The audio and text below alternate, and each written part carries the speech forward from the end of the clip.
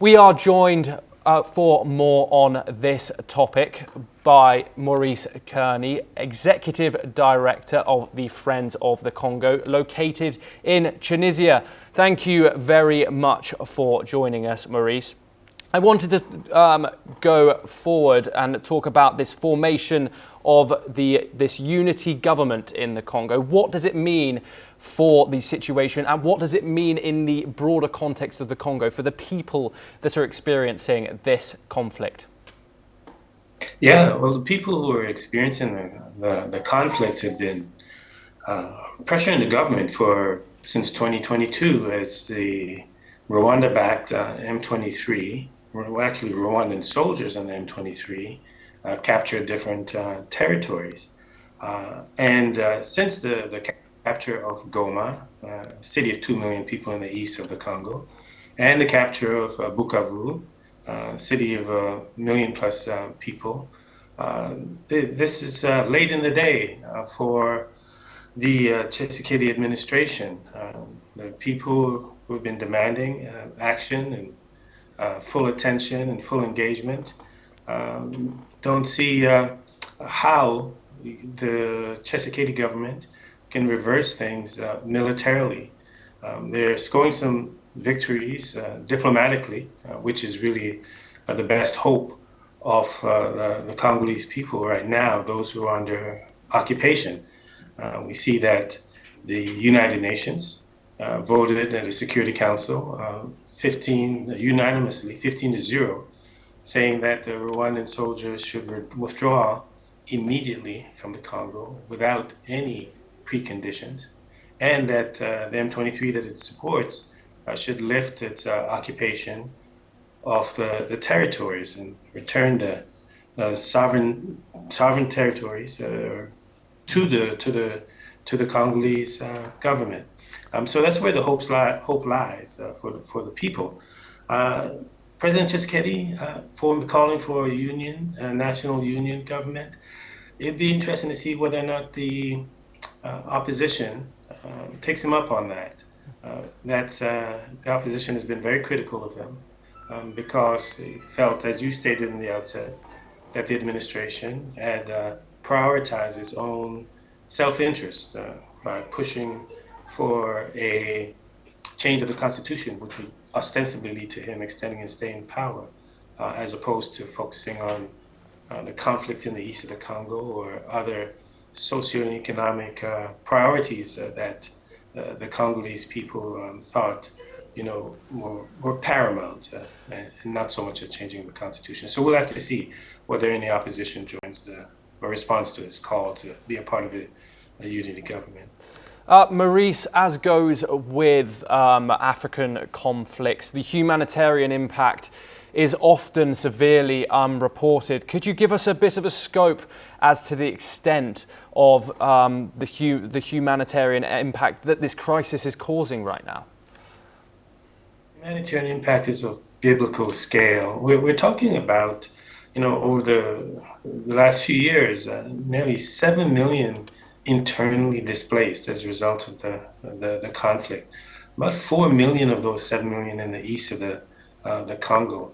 When the Rwandan soldiers and its M23 captured the city of Goma, within a matter of days, 3,000 people were killed. 150 or so women who were in a prison were raped and then burnt alive. You had a situation where no humanitarian aid was still not able to get in. The airports were shut down. The electricity was out. The shortage of food, shortage of water. Women are being systematically raped. This 30-year war of aggression and plunder, it's really been fought on the backs and bellies of women, where hundreds of thousands of women have been raped. The estimated 6 million people have perished in a series of wars that the United Nations says is the deadliest conflict in the world since World War II. Half of those who have perished are children under the age of 5. So it's just been a catastrophic situation for Congolese civilians. That's why we say, we wonder, it's like, where's the world? Why isn't there more accountability on the perpetrators, those who are directing things. We saw that the United States finally, after a very long time, sanctioned one of Rwanda's top officials, James Kabarebe, right-hand man for President Kagame. However, we haven't seen much else yet other than votes and condemnations. Even though the G7, China, Russia, United States, France, UK, you just name it, all of the countries clearly articulated what needs to be done. Rwanda needs to remove its soldiers. The territories that have been captured need to be returned to the Congolese state. Humanitarian corridors need to be opened up. Ceasefire needs to be observed. There's been just very clear universal call, but very little action. We'll come back to the humanitarian impact very shortly.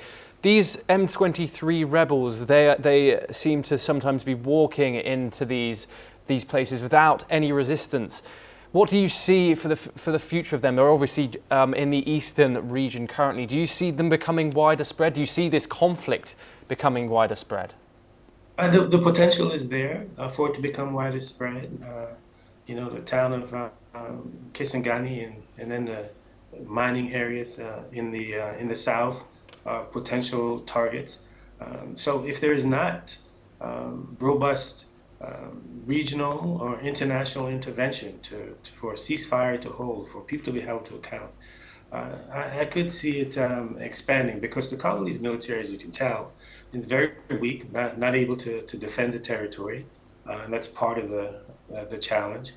So if Rwanda and the M23 decide that they want to, defy the will of the international community and move to other areas, they would likely succeed. But I think the Rwandan government is feeling the diplomatic pressure.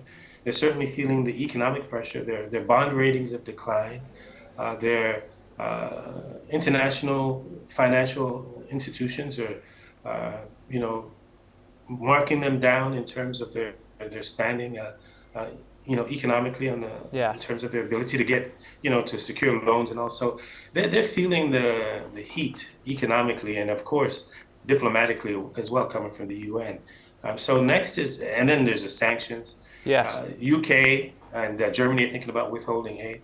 So I think those are going to be factors that make Rwanda think twice about moving beyond what they have captured already. Yes, moving back to international responses, we've obviously seen sanctions on this Rwandan general. We've also seen US Secretary of State Marco Rubio calling for an immediate ceasefire in the conflict. Why has this taken so long?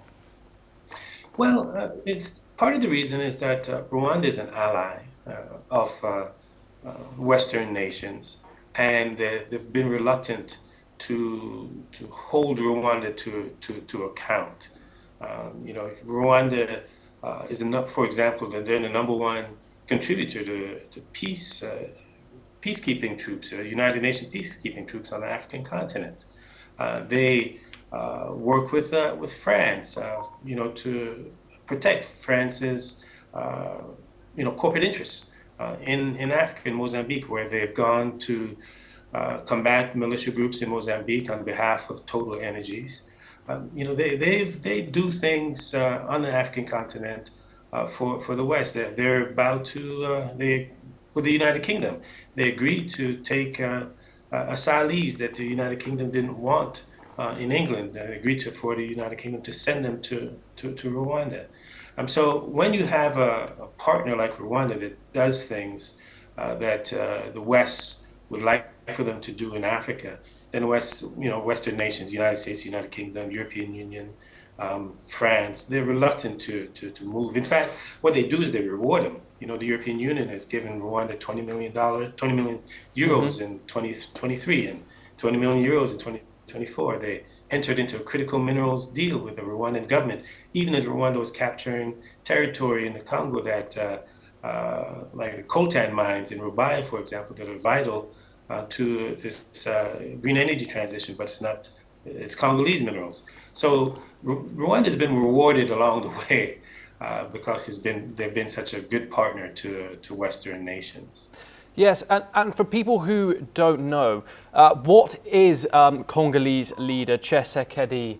What do you see in these claims about about his self-interest in holding on to power instead of stopping this conflict?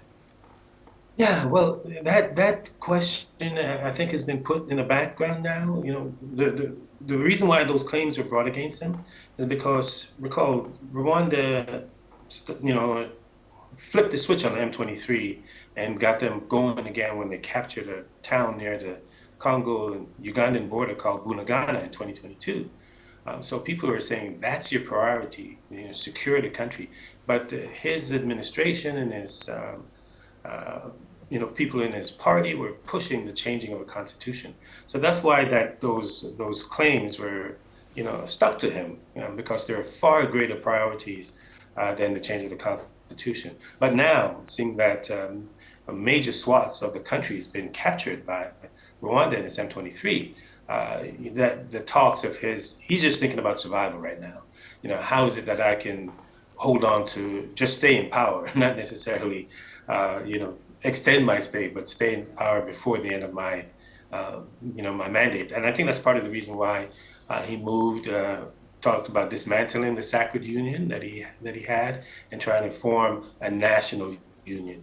So that's a part of his strategy, one would think, for him to maintain his legitimacy and maintain his hold on power through, you know, through the rest of his term, because he was elected in 2023 for a 5-year term. But this crisis has certainly put his tenure in power into question. Maurice Carney, thank you very much for joining us.